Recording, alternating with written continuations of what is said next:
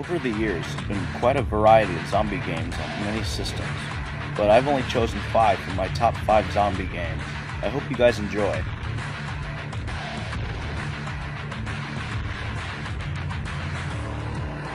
At number 5, we have Evil Dead Fistful of Boomstick. This is actually the first zombie game I ever played, and I really enjoyed it. You start out the game with only a shovel and a few shells and a shotgun, but soon you get a chainsaw for a hand and a lot more ammo for your shotgun. That's when this game gets really good. In the beginning it's kind of more of a puzzle, finding out where things are, but it's really fun down the line. The game takes place directly after the first one, Evil Dead Hail to the King, but both games take place in the movies Evil Dead, and if you haven't watched them, I highly recommend it. The character you play is named Ash. The voice is played by Bruce Campbell, the same actor who plays the character in the movies. In the movies, Ash loses his hand to a book called the Necronomicon. Replacing his hand with a chainsaw, it's up to him to stop the zombie apocalypse in the Necronomicon.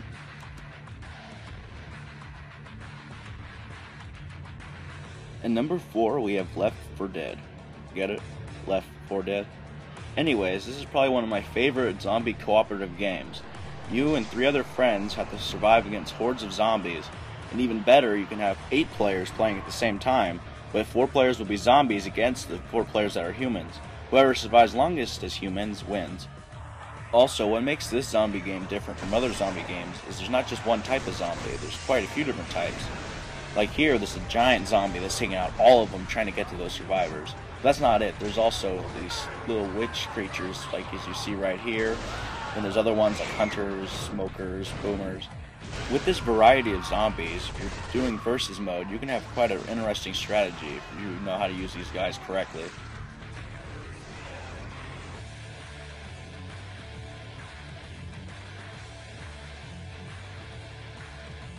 At number 3, we have Resident Evil 5. And yes, before you ask, I do like Resident Evil 5 more than Resident Evil 4, but only because Resident Evil 5 has cooperative gameplay, which is a lot of fun.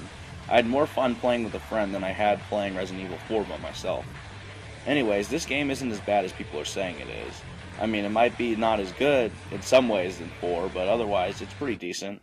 You choose between 2 different characters, Chris and Sheva. They both are on the same task force trying to stop this zombie outbreak.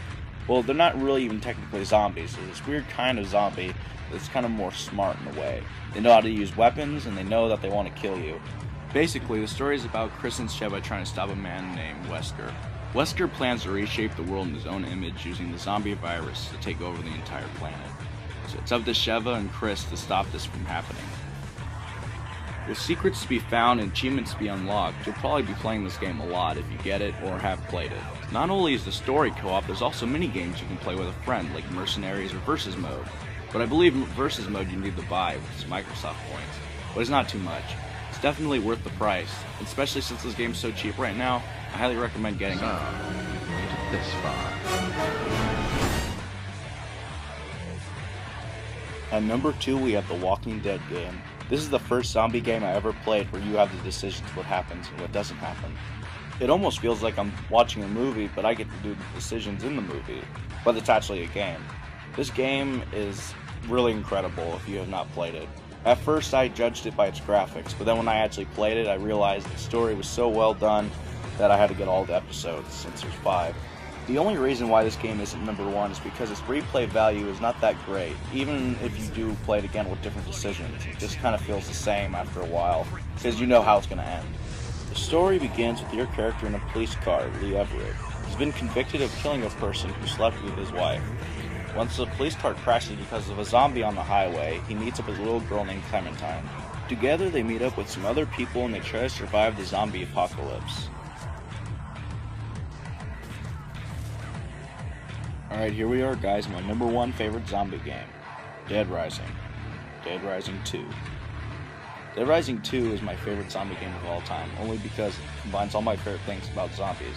It has the slow zombies, and you just go around with any item in the game, and you kill them with it. Not only can you use any item in the game as a weapon, you can use 2 items and build them into 1 item, like a nail bat, or even a freaking vacuum cleaner with blades. It's intense. You can even get a piece of tube and a firecracker to make a minigun. It's just intense. You can put on any clothes inside the stores you find, and it's just a really fun game overall. It adds a really great humor to zombie games that you don't really see that much these days, and also just really fun. Interestingly enough, I didn't like the first Dead Rising, but when I played the second one I quite enjoyed it. It reminded me of Saints Row 2 Zombie Uprising mode, but if a new game was made and it was just about zombies, this is what it would be, in my opinion. It's overall a really great game. The story is decent enough, but it's just kind of lacking in some places. But it's more about the gameplay. Also, you can play it cooperatively with one other player, which is really fun, especially when you're both getting really intense, crazy weapons being made, and just going into a giant horde of zombies and battling. But it's just not about fighting zombies, you also have to level up. There's 50 levels in the entire game, and the only ways to level up is by making really interesting weapons that give you double experience, and also saving survivors that are trapped in the stores. You may also find secret things inside the game that give you experience, like rolling dice to get lucky numbers, like you can see here, or running on machines. There's a lot of different things you can do to get some extra XP, but it's not that hard to get XP overall. Well guys, this is my #1 favorite zombie game of all times. I hope you guys agree, and probably some of you won't, but I hope you enjoyed the video overall, and I'll catch you guys next time.